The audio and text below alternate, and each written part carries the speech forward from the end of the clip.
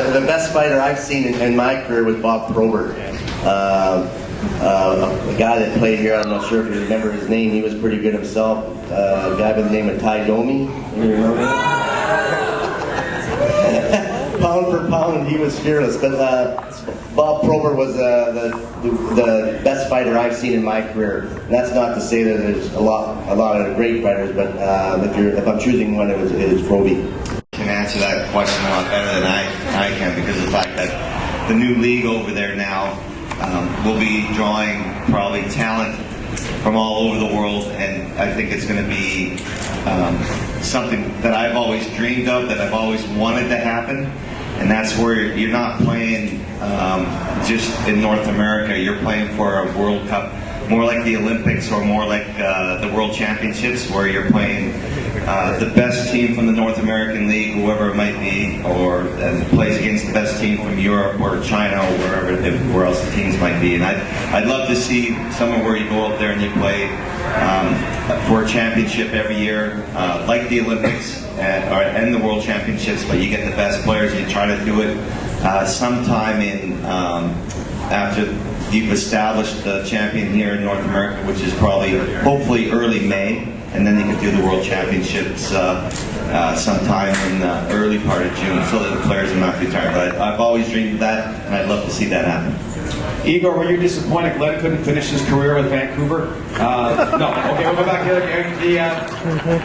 what are you expecting now? We talk about this whole new world order, a new league over there, and I guess the European influence, the National Hockey League, and what you're expecting to see in the leagues over in Europe. Well, first of all, it's a very deep topic. Talk about influence from European players, National Hockey League, and the new league right now starting in Russia. So, but I guess we should grow the game globally together. So, because it's North American players, they got such a unique style of play. It's just we showed that, and maybe young generation of players never saw that 1972 game series when the Canada proved it against the game of hockey, 60-minute hockey games, and for the Russians and for Europeans, so finesse and the new way to play the game, like the back possession control, and I think those two styles of hockey blended in North America and NHL make the game very, very interesting. So nowadays we're talking about NHL and KHL situation. It looks like it's not getting resolved anytime soon, but I guess at my point we have to find a way to find the right solution and develop the game together globally, so to make sure the game in the right hands, and forget about the personal egos from NHL and from the KHL, and just find some common ground and make the game even better. So that's. But I guess it's like Glenn said, you know, it's a very, very like a long topic we talk about. It's a lot of questions and answers, and hopefully we can get some right people to the table and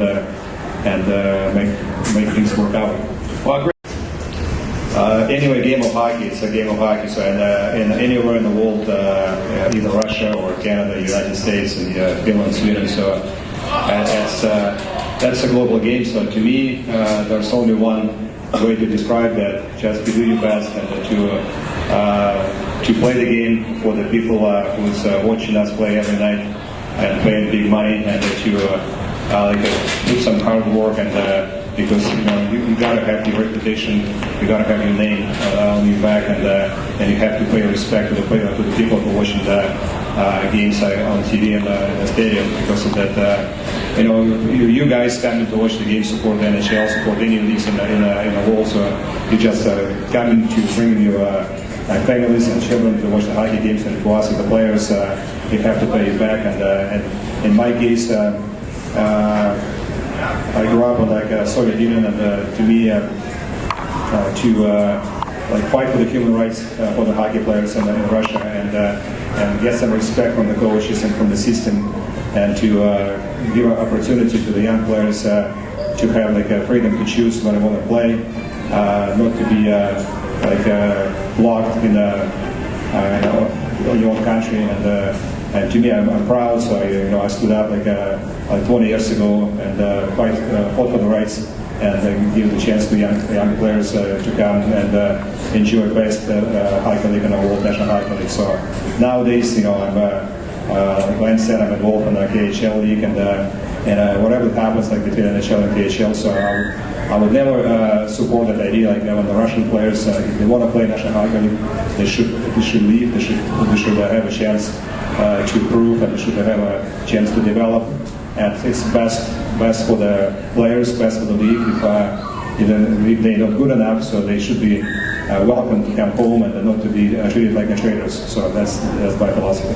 Yeah, I thought That time was when you play the game for many years and being grew up in that system, and when the system put you in a training camp, like in a facility outside of your home for like 11 months a year, when you just have a chance to go home once in 2 weeks, just overnight, and maybe sometimes like once in 3 weeks overnight, and then and play the same line, same unit like for year after year for like 10, 11 seasons, and then you got the chance to go to North America and have like 82 game season, travel and different language, and all of a sudden you got your morning skate, practice, hard workout, and the rest of the day you got like for free. You have to be able to adjust like in a short period of time, because you don't have that much privilege when you're young, 18 years old. So the team, the management of the team and the NHL team will be more patient to the young players, because they can send them down to junior hockey, to a farm team, to get them to